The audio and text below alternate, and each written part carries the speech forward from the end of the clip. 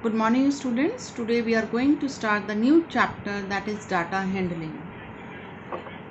In this chapter, first of all, we should know what is data. Data means any collected information, it is called data. जो भी आप information कहीं से collect कर रहे हैं उसे हम डाटा कहते हैं. जैसे आप थ्रू आउट द ईयर आप टेस्ट देते हैं, आपके टीचर्स आपका टेस्ट का रिकॉर्ड रखते हैं. वो जो आपके टेस्ट के मार्क्स हैं वो एक का रिकॉर्ड है, वो एक डाटा है. इसी तरह से जैसे आजकल कोविड-19 चल रहा है, गवर्नमेंट हर तरह का डाटा यहाँ रख रही है. कितने लोगों को कोविड-19 से सफ़र हो रहे हैं, कितने रिकवर हो रहे हैं, कितने लोगों की डेथ हो रही है, वगैरह वगैरह. अब इस कलेक्टेड इन्फॉर्मेशन के बेसिस पर ही बहुत सारे काम होते हैं. जैसे जितनी भी गवर्नमेंट की पॉलिसीज़ हैं, वो जितना भी स्ट्रैटेजीज़ बना रहे हैं, वो इस डाटा के बेसिस पर ही बन रही है. इसी तरह से आप देखते हैं मेट्रोलॉजिकल डिपार्टमेंट्स जो है फोरकास्टिंग करते हैं, वेदर फोरकास्टिंग करते हैं, वो भी रिकॉर्डेड डाटा के बेस पे फोरकास्टिंग होती है और सैटेलाइट से जो इन्फॉर्मेशन मिलती है उसके बेस पर. अब डाटा को हम एक तो तरीका है कि हमने रैंडमली डाटा को कलेक्ट कर लिया और उसे नोट कर लिया विदाउट एनी सिस्टमेटिक वे में उसे अरेंज करें, तो ये डाटा कहलाता है raw data. Raw data is the data available to us in an unorganised form. जैसे क्लास में अगर 15 बच्चे हैं, एक टीचर ने टेस्ट लिया 20 मार्क्स का और वन बाय वन एक एक बच्चे को उठाते गए और उसके मार्क्स नोट करते गए, तो रैंडमली ये नोट करा है marks, so it is raw data. ये भी तरीका हो सकता था कि teacher roll number wise marks को अरेंज करते, तो वो एक सिस्टमेटिक वे था. नाउ अगर इसी डाटा को हम इंक्रीजिंग या डिक्रीजिंग ऑर्डर में अरेंज कर दें तो वो कहलाता है हमारा रॉ डेटा. अब रॉ डेटा से हम बहुत ईज़िली कोई भी कंक्लूजन नहीं निकाल पाते हैं, इसीलिए डाटा को ऑर्गेनाइज्ड फॉर्म में रखा जाता है.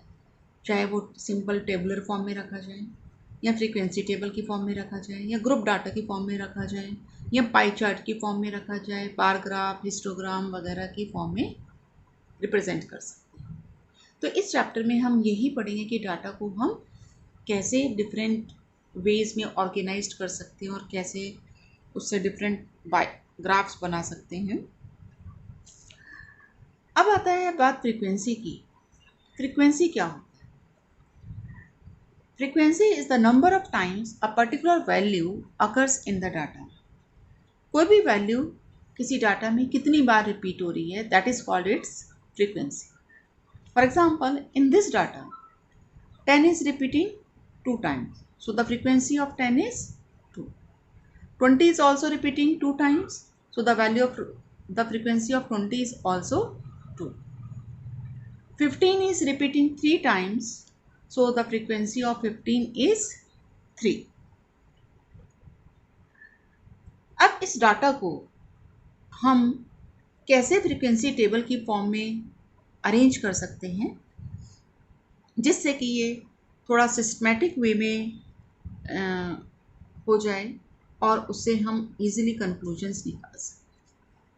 तो फ्रीक्वेंसी टेबल में सबसे पहला कॉलम हम बनाते हैं मार्क्स का, या जो भी वैल्यूज़ है, मतलब यहाँ पे क्योंकि हमारे पास मार्क्स था इसलिए हमने मार्क्स लिखा है.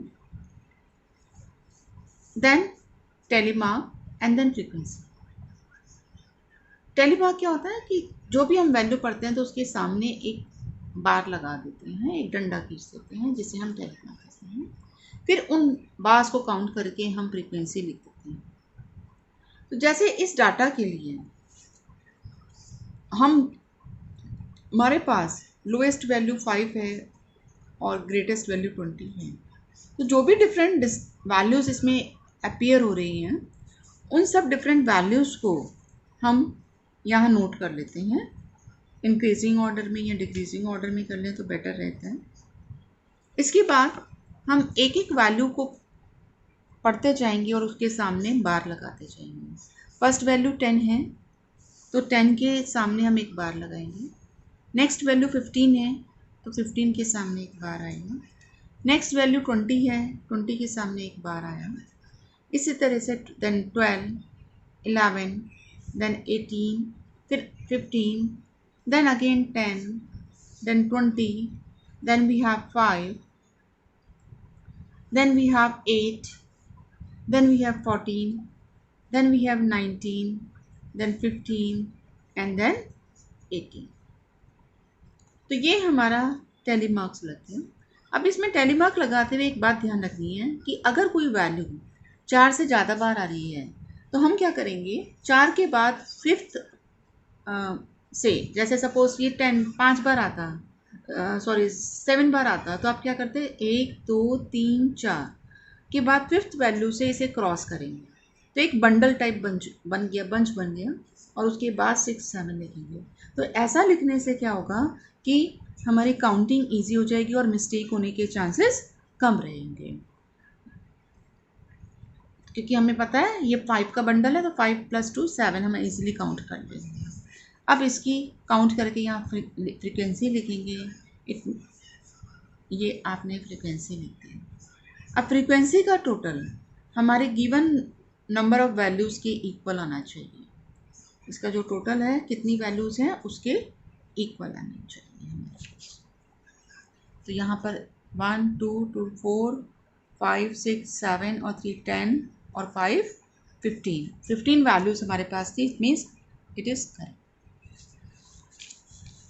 अब अगर हमारे पास डाटा बहुत बड़ा है, हमारे पास वैल्यूज़ नंबर ऑफ वैल्यूज़ ज़्यादा हैं और हम इस फ्रीक्वेंसी टेबल से उसको रिप्रेजेंट करेंगे तो it is very difficult to represent. Suppose 100 values हैं आपके पास, 100 वैल्यूज़ हैं और 100 वैल्यूज़ में वेरिएशंस बहुत है, डिफरेंट वैल्यूज़ हैं।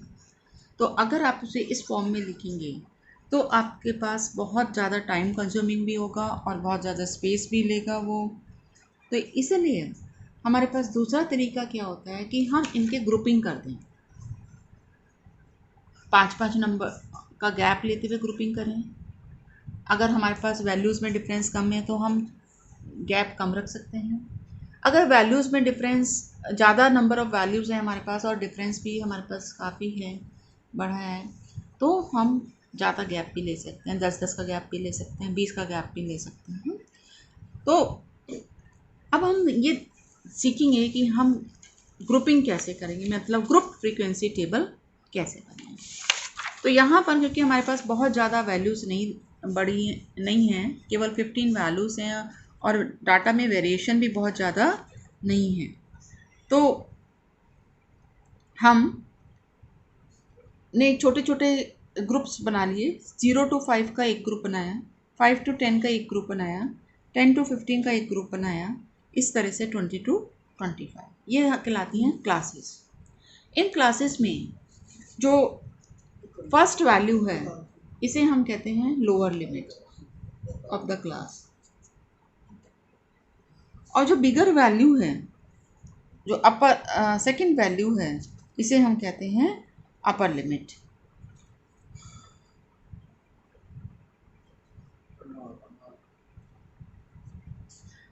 अब आप देख रहे हैं इसमें ये हमारा continuous data group frequency table कहलाएगा। क्यों?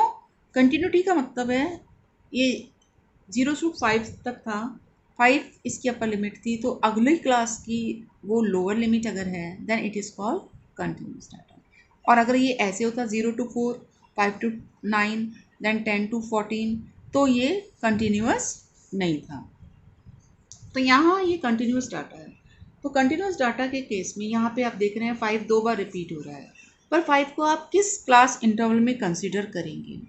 5 को हम उस क्लास इंटरवल में कंसीडर करेंगे जहाँ पर ये लोअर लिमिट होगा। तो 5 will be included in this, similarly 10 will be included in this interval, 15 will be included in this interval.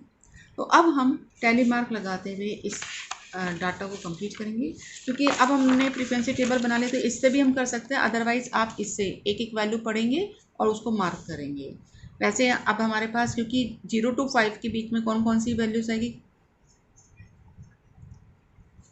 वही वैल्यूज़ आएंगी जो 5 से छोटी होंगी, क्योंकि 5 तो यहाँ इंक्लूड हो गया। तो यहाँ पर 5 से छोटी कोई वैल्यू नहीं है, इसका मतलब यहाँ पे कोई टैली मार्क नहीं आएगा, इसकी फ्रीक्वेंसी 0 होगी। 5 से 10 के बीच में हमारे पास कौन कौन सी वैल्यूज़ आएंगी, आप यहाँ से भी लगा सकते हैं, अदरवाइज हम यहाँ से भी लिख देते हैं। 5 से 10 के बीच में ये आएगा, ये आएगा, 10 नहीं आएगा, तो इन दोनों को टोटल मिला के कितना हुआ, 2। It means there will be 2 tally marks here. 10 to 15, 10 to 15 में 10, 11, 12, 14 वाली वैल्यूज आएंगी, तो 2, 3, 4, 5, टोटल हमारे पास 5 हो गए हैं। 1, 2, 3, 4 और 5 से हम क्रॉस करेंगे, सो इट इज़ 5। 15 to 20 के केस में 15 आएगा, 18 आएगा, 19 आएगा, तो 3, 2, 5 और 1, 6, टोटल 6 बार्स आएंगे। 1, 2, 3, 4, 5 से क्रॉस किया और 6th बार 6। 20 to 25 में केवल 20 वाला इंक्लूड होगा, that is 2, there will be 2 bars.